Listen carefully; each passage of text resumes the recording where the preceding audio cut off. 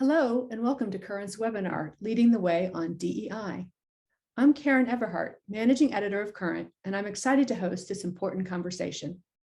It's part of our special coverage on DEI work within public media. Today, we're looking at NPR, public radio's largest newsroom and content distributor, and Rocky Mountain Public Media, which operates a statewide public TV network and 2 public radio music stations. We're going to talk later with Rocky Mountain's Chief Diversity Officer, Kim Salvaggio. Our first guest is Whitney Maddox, who's a little more than a year into her job as Diversity and Inclusion Manager at NPR. In her previous role at Georgetown University, Whitney designed and introduced Start Talking About Race to facilitate anti-racist conversations within the Georgetown community. She brought that approach to NPR and, on a limited basis so far, has to some member stations. She's also at the Center of Programs to support individual staff, teams, and leadership in building a more diverse and equitable and inclusive workplace within NPR. Whitney, welcome, and thank you so much for joining us today. Thank you, Karen, for having me. Hello, everyone. Before you arrived at NPR last year, NPR had completed a climate survey to identify its priorities for DEI. How did that survey inform what you focused on during your first months on the job? Absolutely. So the climate survey was instrumental in literally my first year and including this year. So one of the groups of people who stuck out clearly in our survey results were women of color. And so much of what they were saying was, I don't feel like I'm being compensated fairly, measurably, objectively, as well as being promoted. And so when I came into the role, it was something that our CEO, John Lansing, and our Chief Diversity Officer, Keith Wood, said, immediately, we want you to go headfirst into this work. And, as I reflect back to being asked to do this work, it was in the beginning a little scary because, I say all the time, I'm not neutral in this work. I am a Black woman leading diversity, equity, inclusion work, and those being 2 of my most salient identities. I thought about what doing this work would do for me mentally, physically, emotionally, but I must say it has been some of the most rewarding work I've done in this because I know all too well what the overlooking my work and over talking and being underpaid looks like. And so in so many ways, I was able to give myself to this work and it gave so much back to me. Well, you just described a lot of issues that came up and that were at the center of your work with women of color. Can you talk about how you structured that work and sort of unpacked those different issues to sort of address their concerns? Yeah, absolutely. So the climate survey results were great in that they gave me clear examples of what the issues were for women of color. And, that I'll say to anyone trying to figure out where to start doing this work. What are you trying to solve? What are the issues? What are the gaps? Oftentimes we want to do DEI work, but we're not sure about where we're trying to end up. And so that was really, really helpful coming into the work. The next thing is I held 5 listening sessions with women of color, because I wanted to know more about their day-to-day experiences. I also wanted to build trust with them. I also felt that it was important if I was going to leave this work that they knew something about me. And so over those 5 listening sessions, we had, everyone from our C-suite on to interns coming together, talking about hardships, talking about the things that they had endured at NPR and what they needed from NPR and its leadership in order to, get the support that they needed. And so I took all of that feedback and I gave it to our leadership team. I gave it to women of color and said, this is what you said across all 5 sessions. And for the next few months after that, our leadership team got together and, I was a part of that team in coming up with commitments to women of color. And so that work was as consultative as we could make it with women of color. We would come up with commitments, come back to women of color and say, what do you think about this? That's really important to coming up with, whatever solutions we're thinking about is what are the people saying about them, right? Are they going to address the issues that they've identified? And so we, went back to the drawing board if there were things that they had suggestions to change. And so there was a point in July where we were able to roll out these commitments to women of color. We were able to roll them out to the entire organization.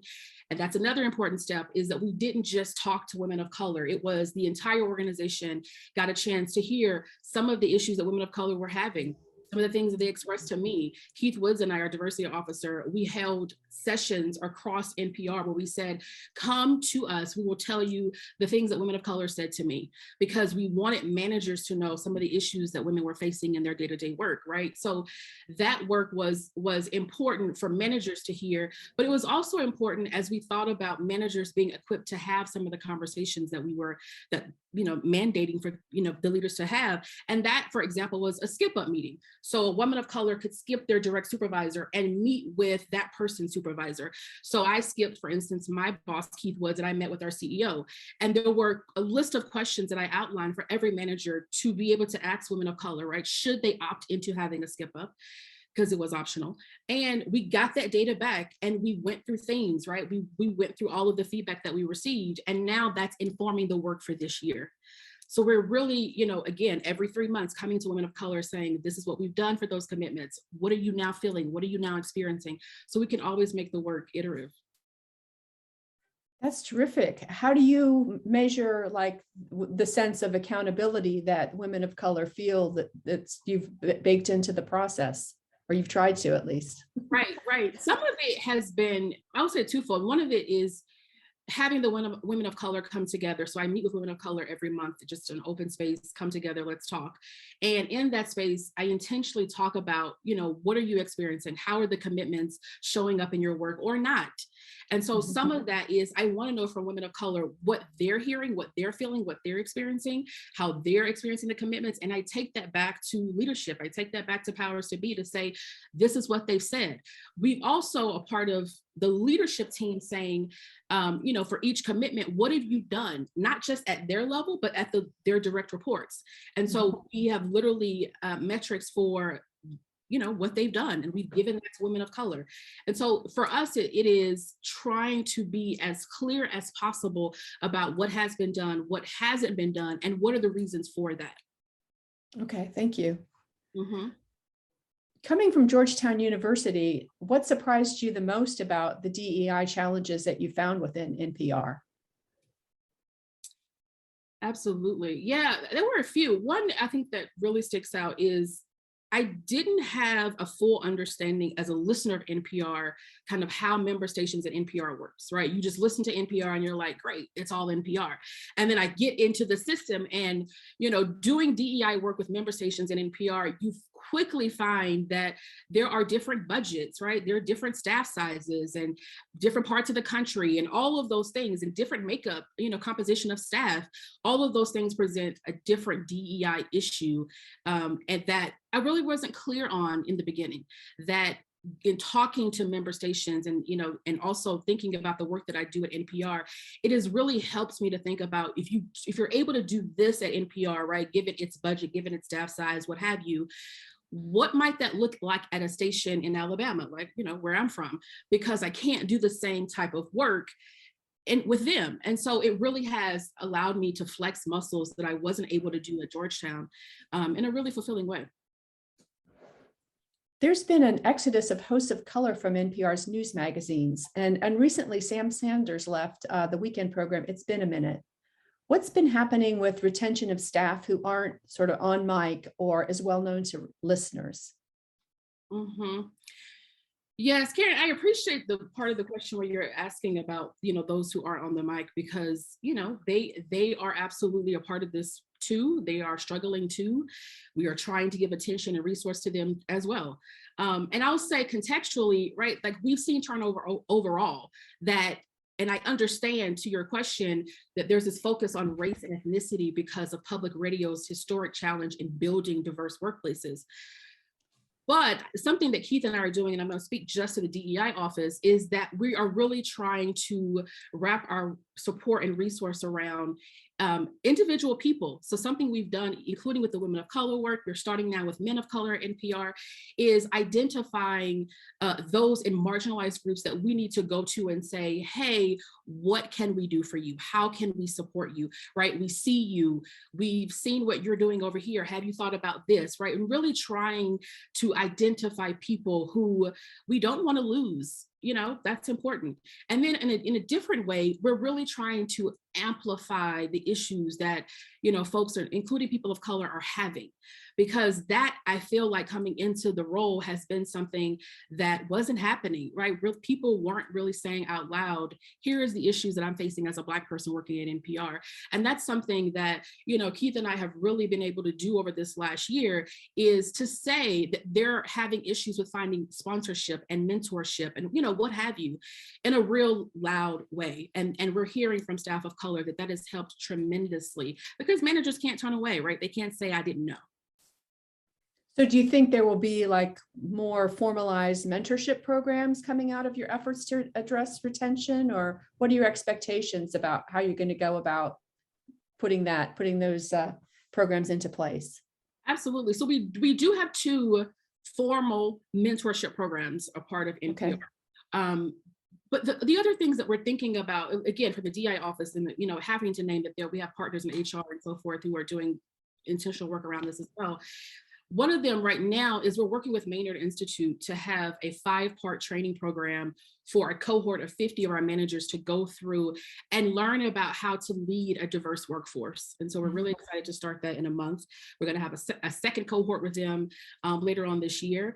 Another thing that we're doing, again, starting this summer, is a Train the Trainers program. So we're taking leaders in our newsroom who want to learn how to facilitate conversations around DE&I, and we're putting them through a training series, Keith and I, so that at the end of it, they can, as you mentioned, Star, earlier, they can co-facilitate Star with me and get real experience on how to lead conversations, for instance, about race and racism, because that's what Star is about. We're doing things like taking the work with women of color and returning that into a training on best practices of helping women of color succeed in the workplace. So again, really trying to focus in on our managers. Also really trying to train our aspiring leaders of color. So we're identifying, those who want to be a part of that cohort over this year and the next year, to look at how they want to grow at NPR, really trying to be intentional there. So a lot of work happening, including with our new employees, trying to be intentional, even with them coming into NPR, because, data shows us around retention within the first 3 months, an employee has already identified if they want to stay or go. So we're really trying to, as they come in the door, say, what do you need? Let me tell you our resources. And as you walk through your experience at NPR, this is what we can provide for you. Great. Thank you, Whitney. I want to invite anyone who has questions to post them in the Q&A box, and we're going to be getting to those shortly. First, we're going to talk to our next guest, who's also relatively new to public media. When Kim joined Rocky Mountain Public Media in 2019, she brought her experience with DEI-focused human resource and operations work in media. She started her career at a global advertising agency in New York City and then moved on to Colorado, where she worked at the Public News Service. And she directed operations there and developed a proposal for inclusive storytelling in media. Those ideas inform her work at Rocky Mountain, where part of her role is to support the content teams in creating inclusive stories and programs. Kim, welcome, and thank you so much for being part of this conversation. Thank you, and thank you to Whitney. I thoroughly enjoyed listening to another person that is working in this field and what I can learn, so thank you very much. When you arrived at Rocky Mountain Public Media, you had probably an initial set of goals and priorities for the job. And then in 2020, I imagine they changed during the pandemic and the movement for racial justice and equity. Can you talk about how those goals and priorities changed given what was happening in 2020? Yes, I mean, very similar to, I think, what Whitney was laying out for us. Is I initially came into the role in 2019 and knew that part of what my role was going to be was to look at what equity and how we were going to define equity as a TV station, which we are part of the PBS family, and then 2 radio stations, one being Kuvo Jazz and the other one being 104.7 The Drop, which is an urban alt alternative. And historically, knowing that we were a station that probably did not do equity very well.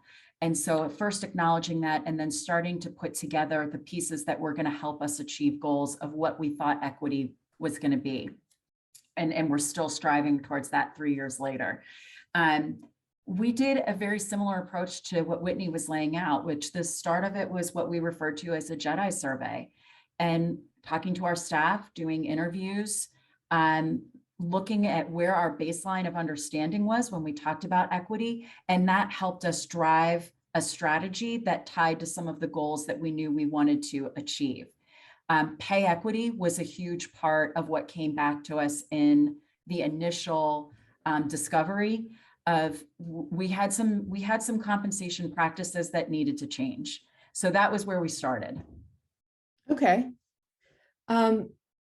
So there wasn't much of a pivot around in 2020? Oh, sorry, I didn't answer that question. Yeah. There, what I think I found was that when we got to the pandemic and we got to the murder of George Floyd, the pivot that I saw was the willingness probably of more people to lean into the work that we were doing.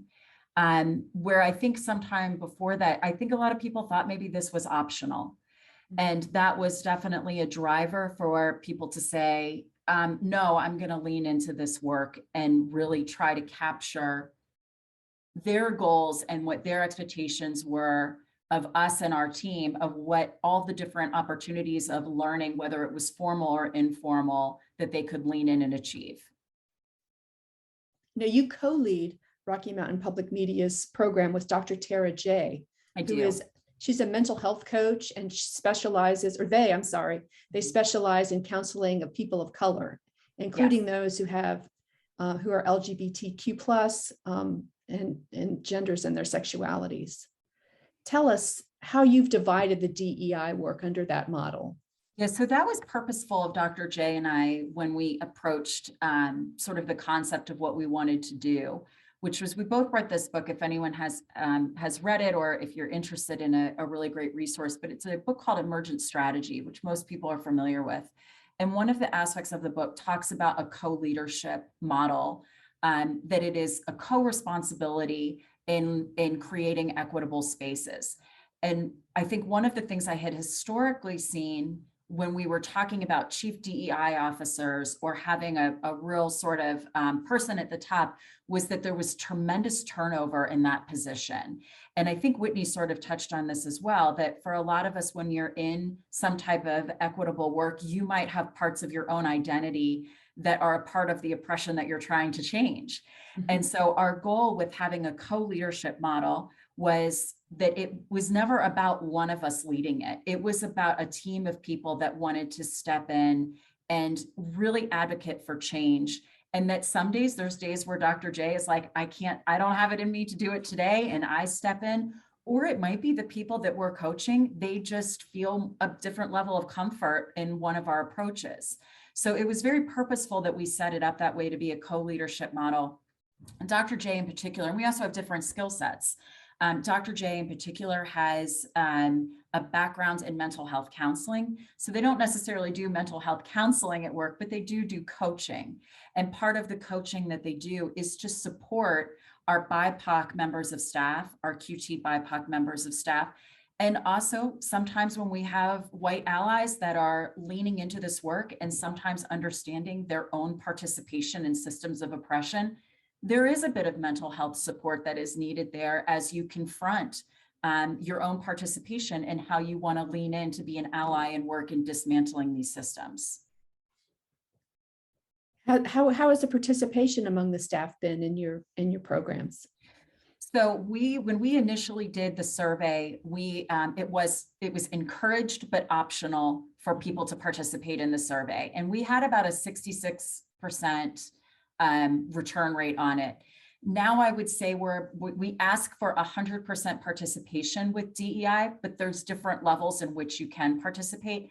I would estimate us to be around an 80% participation rate in some level of learning. That's great. You've also been working with content teams to support inclusive storytelling. How's that going and what results are you seeing? It's been a journey. I use this example a lot in that we have a show that we produce out of our Denver office, Colorado office, called Colorado Experience. And it is centered around just different historical aspects of the state. And we have wonderful partners that help us produce this show. But as an example, one of the story pitches that came into us, if anyone is familiar with the story of Barney Ford, he is a man of color who became one of our first legislators in the state of Colorado. He's actually in stained glass on our Capitol building. And he, for a period of time, lived in a house in Breckenridge, Colorado. Over decades of time, the house eventually lands with a white family, and the white family turned the house over for historical preservation. The first time our staff took a stab at telling the story, they were telling the story from the perspective of the white family that had donated the house. And while that's a wonderful aspect of the story, that's not actually the story of Barney Ford. So our team does go in and supports a number of different positions within making that content to say, whose story is this? Yes, it's important that we talk about historical preservation, but how are we telling the story of the man that lived in the house that made the house historical? So we worked very hard on, that's one example, but that is a bit of our approach in all the stories that we do. Whose story is this? Who are we asking to participate with us in the story? How are we allowing the authentic voice of the person that has lived this experience to come through? How are we removing ourselves and making sure that these stories are centered and supported? How do you measure progress with diversity in content and your sourcing? So we do our stories a little bit different in that one of the ways that measurement is also, it is a challenging aspect because yes, you can look at sourcing and making sure, are we speaking to a variety of different people and experts and voices? We also have done a lot with our stories where you won't hear a producer's track, you won't hear their voice, you will only hear the voice of the person with that lived experience. As far as metrics that we apply, we do look at a number of different ways that we measure equity. One, it's not just who do we hire, but what positions have we hired all sorts of different identities into? What is our audience reflective of diversity? Are the people that support public media, our membership, our other organizations that partner with us for underwriting, our individual donors? Is that a diverse group of people? And lastly, is our audience diverse? Are we getting to a beautiful rainbow of all different identities that are consuming our content? So those are some of the ways in which we measure. With so many with 3 different types of distinct public media services, do you look for that diversity across them individually or across the whole group? We do look individually because, for example, our Kuvo Jazz station has been around for 30 some odd years, where our drop station is in its 3rd year. So it is sometimes an existing audience and then a growing audience. And then PBS, I mean, there is a bit of a built-in audience. And so how are we taking what is our national audience that we have from national programming and then our statewide coverage that we do. So we do look at our audience across all 3 brands and then collectively how we represent as a state. Okay, thank you. Again, if you haven't posted your question yet in the Q&A, please do so. I wanted to also let everybody know, in case you haven't already seen our coverage, we just did a big special package on DEI work in public media. And this webinar is one of the ways we're trying to expand the conversations about best practices for improving workplace culture and audience service. You'll find all of this coverage, it includes news reports, it includes Q&As and commentaries, and it's all at our website at current.org/diversity. Then I want to ask a question that sort of came up with me, and when I was editing this, the enterprise reporting, our reporters checked in on the progress of stations and learned that some DEI officers and managers have sort of widened the focus of their work and added new letters to the DEI acronym. A is for accessibility or B for belonging. Whitney, let me start with you. What do you think of that approach? Yeah, absolutely. I think it's important. I think when we think about accessibility, we think, the hardwire of the building, right? Ramps, automatic doors, braille signage, what have you. But in addition to that, I think about it's important to consider the invisible or, non-physical barriers that employees may be facing. And so questioning, who has access to leadership in our organization, who has access to rotation, opportunities, stretch assignments, who has access to information that they need in order to do their job better, mentorship, as we mentioned earlier, sponsorship. So it's more than just, just the building accessibility, but just access as well. Kim, did you have a different take on that? I think the belonging, and that's what I hear with Whitney saying, that regardless of all different lived experiences, what does it take to create a sense of belonging for everyone? Whether that has to do with your physical self or your identity. I always think of, even things like bathrooms and making sure that we have gender neutral spaces for people to have access. We know that that is one of the things that is particularly harmful for our trans community, not to have affirming spaces. So when we talk about like the letters DEI, I will tell you, sometimes I go to a dinner party with my wife and I sit down next to somebody I don't know and they're like, what do you do for a living? And I mention the words DEI and I can see people recoil from me at the table like, oh boy, this is the thing nobody wants to talk about. So it's almost in a way like these letters have taken on this charge of fear sometimes, that I'm all for. How do we talk about equity where everyone understands that there is a place for all of us to talk about this, and it is a co-responsibility for all of us to engage in it. And that's why I like the word belonging. So I've already told our CEO here at Rocky Mountain Public Media, I'm like, I need a new name, because I can't go to one more dinner party and tell people that I work in DEI and watch them be like, I don't want to talk to her. So I'm all for the change. We have several questions for Whitney about member stations wanting access to the Maynard training or the Train the Trainers program, or even seeing the commitments that you've made to women of color as a template for stations. Are you planning at all to share that work with your member stations?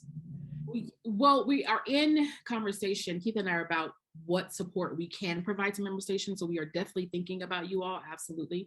And plan on coming back to you all and saying, this is how we can support you. So we definitely hear that the support for you all is needed. So yes, we are totally thinking about what is feasible for sure. So if they wanted to express that wish, would it be reach out to you or Keith, or? Yes, we have a way that we can communicate with all of our member stations through a portal that we have. And so we'll be able to communicate there. Yeah. Okay, great. Thank you. Absolutely, for sure. So here's a question that was posted by one attendee. I'm on a DEI committee at a small public radio station. We've established a number of DEI goals, but are having trouble making traction on them, primarily because no one is designated and paid to lead and or implement the goals. We're looking now at hiring someone part-time to help achieve our goals. Is it usually more effective to bring in a consultant from outside the organization, or to expand the job description of somebody who's already working within the station? And do you have any other advice for a small and cash-strapped station that's committed to the idea of DEI, but is having trouble making things happen for time and money reasons? Kim, would you like to weigh in on that first? First, I just want to, that is such a great question. And it is actually one I get a lot, is should you look for an outside consultant to come in, or do you make the investment to have this work in-house?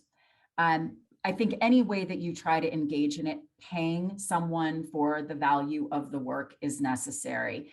This is not something to be added onto somebody's shoulders, because typically when we do that, we add it onto the shoulders of people who are already living with the oppression.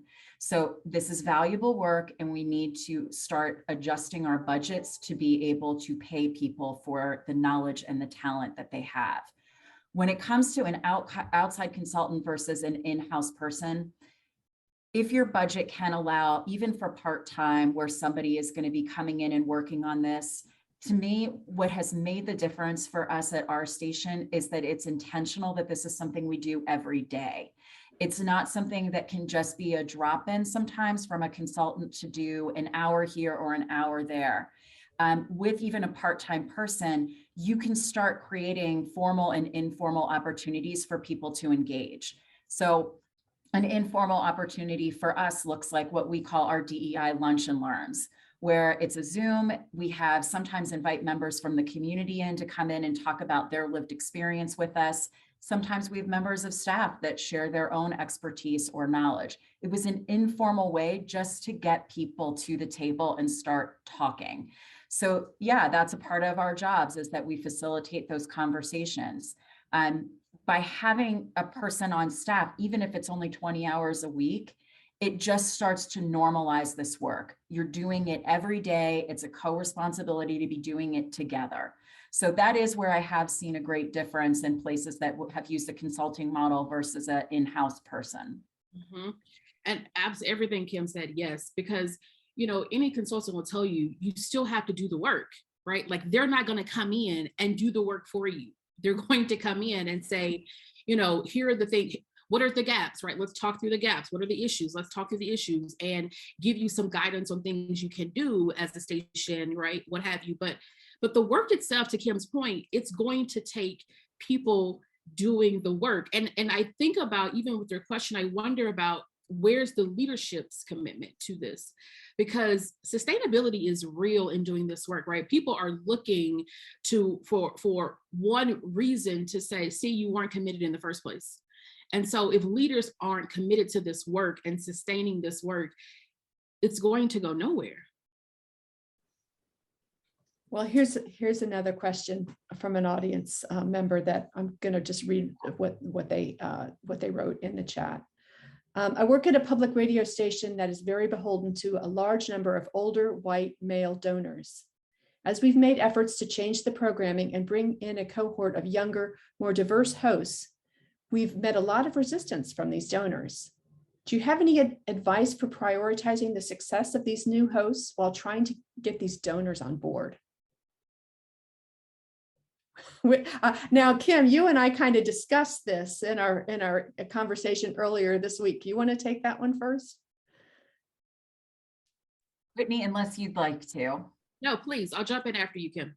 Yeah, I mean, I kind of feel like, is this a person on our staff right now who's coming and asked this question? Because this is so realistic of what we're living. We are absolutely a station. Oh, sorry, I got a weird thing that just popped up on my screen. Sorry.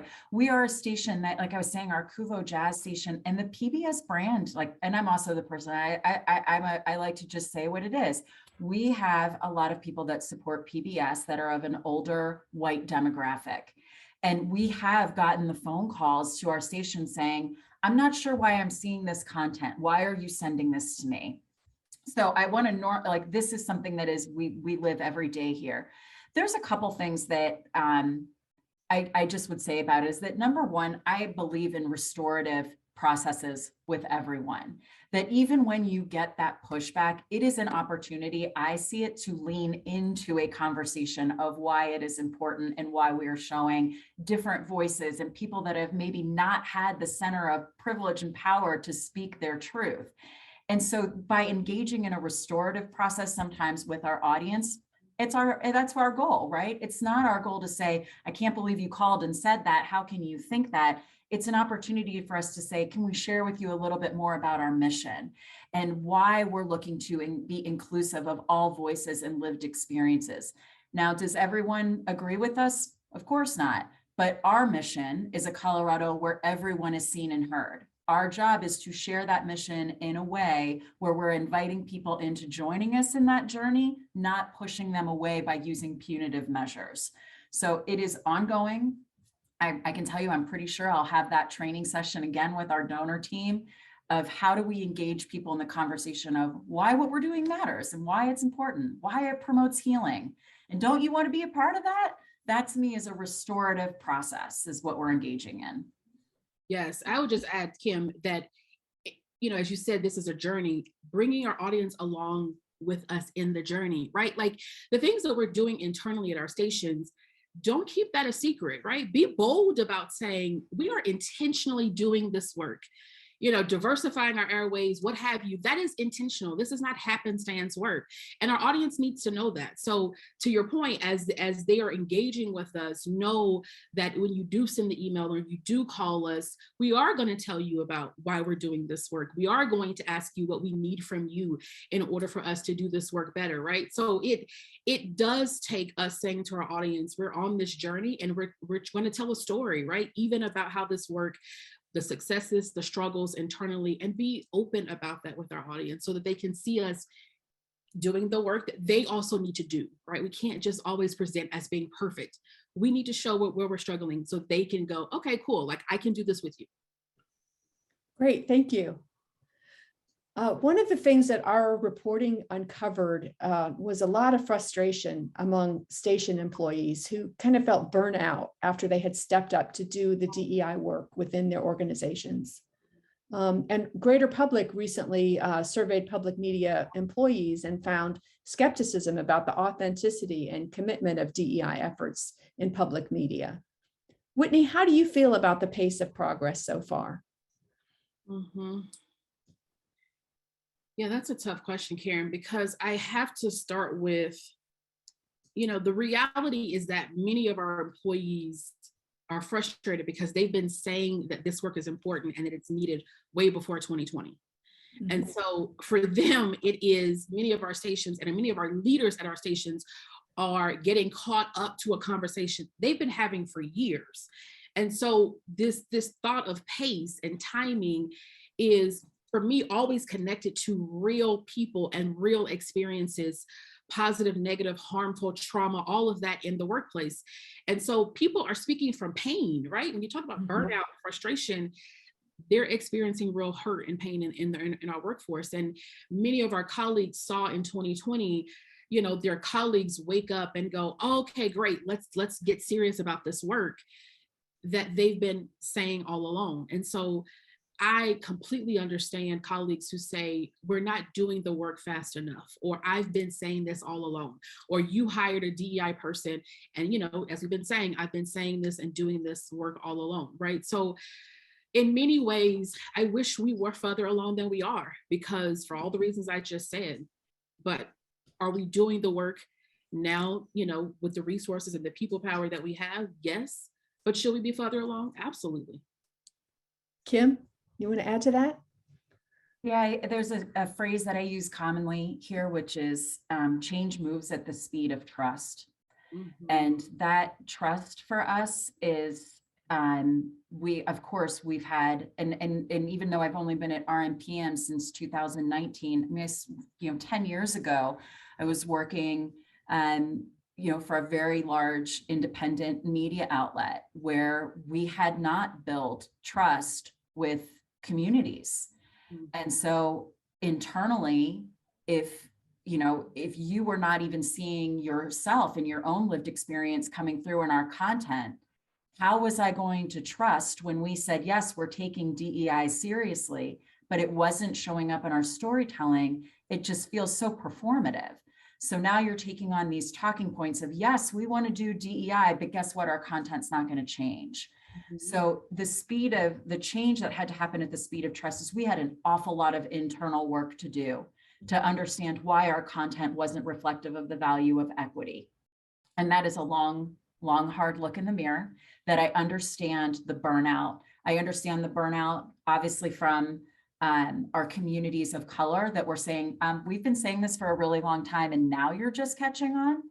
And I also understand it from the side of our white allies that are saying, I am afraid to lean in. I'm afraid that I don't know how to lean in. I'm afraid of getting it wrong.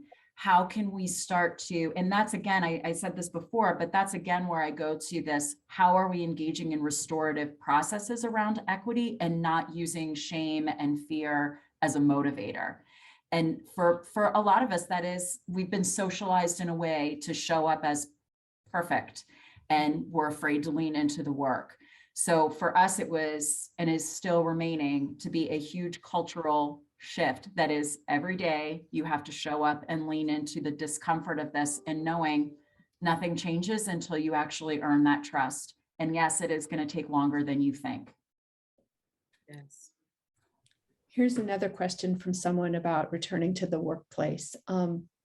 I, like many of the staff at my company, was hired during the pandemic and have never worked with my colleagues in person. As an Afro-Latinx woman, I have quite a few anxieties about returning to the office and all the possible microaggressions that come along with being back in person. Do you have any advice about how to bring DEI work in as a new employee who can be hesitant to speak up, since I'm one of the new kids in town, and as someone who is not wanting to do all the work for my peers like I have in the past? Whitney? Yes, I'm happy to start. That is absolutely real. As someone, to this person, I have not been in our workplace. I have not met my coworkers, and I have the exact same fears and worries that you do, right? Even as somebody doing this work. So thank you for that question. And the reality is that it should not be on you and your shoulders to figure out how to navigate your workplace with the worries that you're naming here. That your managers, the leadership team should be saying, this is how we are going to integrate DEI in our workplace, so that, to your point, you're not in the kitchen and, hearing a microaggression or experiencing a microaggression. Like, what are we doing about having conversations that we've been having on Zoom in our homes?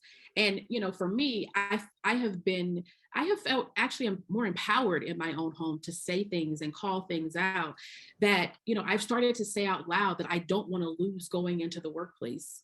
And so I think one is how are our leaders mindful of literally the question that you're asking? And they're already talking about that now, about what they're planning to do. And then two, that your leadership, right, your direct manager is saying to you, I see it, I recognize it, and this is what I plan to do. And, to Kim's point about building trust, some of that, a large part of that is going to be, as she said, us looking in our own mirror and saying, how am I a part of the problem that this, person is naming in this question? Because we all have a hand in making sure that it doesn't show up in our workplace. Kim, would you like to add to that? Whitney really, really covered it. And the most important point is that it's not on this person to do this work. And so I would encourage that person, see if you have a supportive manager, supervisor, coworker, someone that can lean in with you and help illuminate the real aspects of dealing with microaggression. I always refer to it as death by 1,000 paper cuts, right? Sometimes you get one, it doesn't feel like a big deal, but if you're dealing with it constantly all day long, it starts to feel like death by 1,000 paper cuts. We do have just to add on to this a little bit, we had the experience of through the pandemic, we had added about 30 to 40 new employees. And so one of the challenges within leading DEI is that you can get a certain group of people to a certain space of trust, and then you turn over staff. And so, okay, we're reinvesting in it. Sometimes it feels like we have to go back to, why do we do this? What is a DEI lunch? What is some of this? And so making sure that you as leaders have the resiliency to continually make sure that you're offering levels of engagement and learning at all levels, that can be one of the challenges. And again, where I go to, it's a co-responsibility and with your management team and other resources, because if you're leaving it to one person to do, that's where we see excessive burnout and turnover in those positions. Mm-hmm. Here's another question from the audience. What tips do you have for building concrete accountability on DEI goals, both internally and externally? Kim, I know you just went, so, but Whitney took the last question first. Do you mind going next? No, I don't mind. And I think this is one of the areas of DEI where I'm finding constant expansive learning is, and Whitney kind of said this in the beginning, right? Is when we're setting up these departments or the functionality or the strategy, being able to define like, what is it we're actually working towards and being very intentional in naming it. And so I know for it, as an example, one of the things that we were very much looking to do was to diversify our staff, but to make sure that it was in very key positions. So that is a metric that you can follow. We could look at things like sourcing. Did we want to make sure that when we were asking for experts, were we going outside of our traditional spokespeople? Those are some ways that you can intentionally start looking to make sure that you're a more equitable place. When it comes to hiring and putting people in key positions, though, I sometimes feel like when we talk about DEI, we just hit the surface of it, because it's not just about who's in what positions, which is obviously very important, but are you creating a culture that is supportive of that identity? Or are we still working towards white standards of workplace? And so that is a little bit harder to measure, but simply sometimes it is asking people of all identities, do you feel supported, and what would feel supportive to you in this workplace? Yes. And, you really hit it, Kim, when you said that we need to name what it is we're trying to accomplish, because what I have found in DEI work is that people are not specific enough. You have no specificity. So when you talk about, did I hit it? Did I accomplish the thing? It's so much easier if you're able to say, this is exactly what we're trying to accomplish, because this is exactly what the issue is. And, when you do it that way, then everyone is able to see, actually, we're off target, right? Like, oftentimes we think about trying to hit targets and we say we're going to set, once we get the work going, set what the metrics of success are. No, we set that up front. Right? Like, what does you succeeding in this work look like? Short term, long term. And as you get into the work, you're able then to go, are we on the path towards that, or are we not on the path towards that? If you don't know where you're trying to go, even a month from now, even 2 months from now, right, so forth, then it's going to be really easy to get there 6 months from now and be like, okay, we did a thing, but was it the thing what we were trying to accomplish? And so my suggestion is to go deep in being specific about what it is you're trying to accomplish, given the issue, the hurdle, the feedback, whatever it is that you've received. Great, thank you. Kim, this question is specifically for you. Do you have any suggestions for getting better participation in DEI initiatives? You mentioned that you strive for 100% and see about 80%. My company's DEI group does everything we can to get people involved, but we're only at about 30%. So initially, the first thing that hit my guts is when I see people lean away from learning, right? Why are they leaning away? And almost every single time it's fear of punitive action. And so this is a little bit more geared towards probably allyship than a person that is with a lived experience. So for allies, when I see them say, I can't do this, I can't lean in, it's that they're afraid. And so how do you demystify, right? What is there to be afraid of? And that is a cultural shift your organization has to make. I'm not a fan of woke culture. I'm not a fan of using punitive measures. It is, how are you creating an environment that says you can engage regardless of where your level of learning is? So you can come to me and say, Kim, you're using all sorts of words. I don't know what any of those are. And I will sit down with you and say, awesome, let's lean into learning. I'm not going to shame you into like, how could you not know this?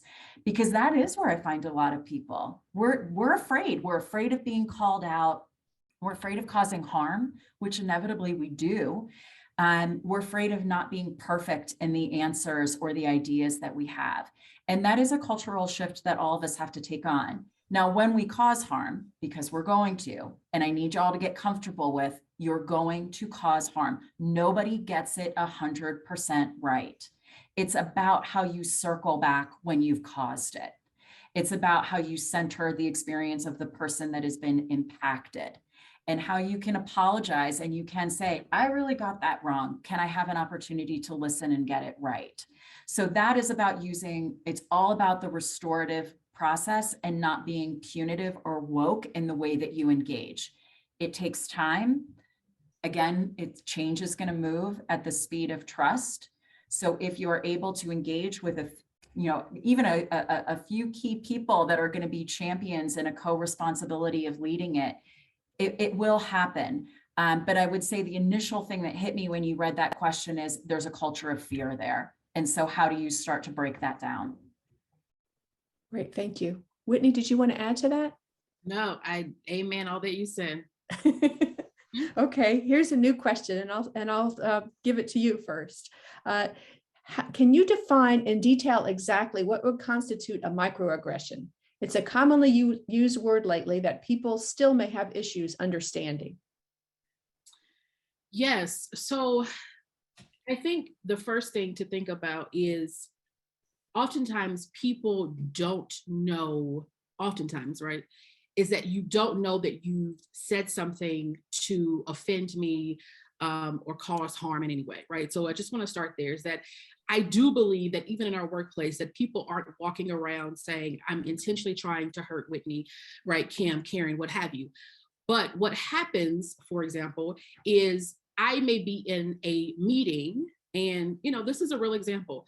So we've had staff members, staff meetings. And if you are the person, let's just say I'm in charge of this project and Whitney, like literally in the skin that I'm in, right? I'm in charge of the project. And it could be where, my boss is talking about the project. I'm so excited to, roll out this project. And my boss names the white person who was, co-leading the project with me and doesn't name me, right? Like that example, which may be totally like my boss may just forgot me, for what have you. Something that is so real is that I'm going to sit there and go, well, did he leave me off because I'm Black, because I'm a woman, right? Like my white male counterpart who was working with me on this just got a shout out. What is that about? And so I'm sitting there trying to unpack this while my boss has moved on, right? And as small as that example is, it happens all the time in our workplace, all the way to, things that are real, macro in our workplace where people aren't even getting, promotions and recognized. And even after they get the title, people are literally, saying, well, did you check with so-and-so before you carried out that decision? Again, happens all the time in our workplace. And so there are varying levels to the aggressions that people are experiencing, right? And it's not just around race, there are many aspects of our identities. So just note that oftentimes we talk about microaggressions is that sometimes you may not even be aware that you're doing it.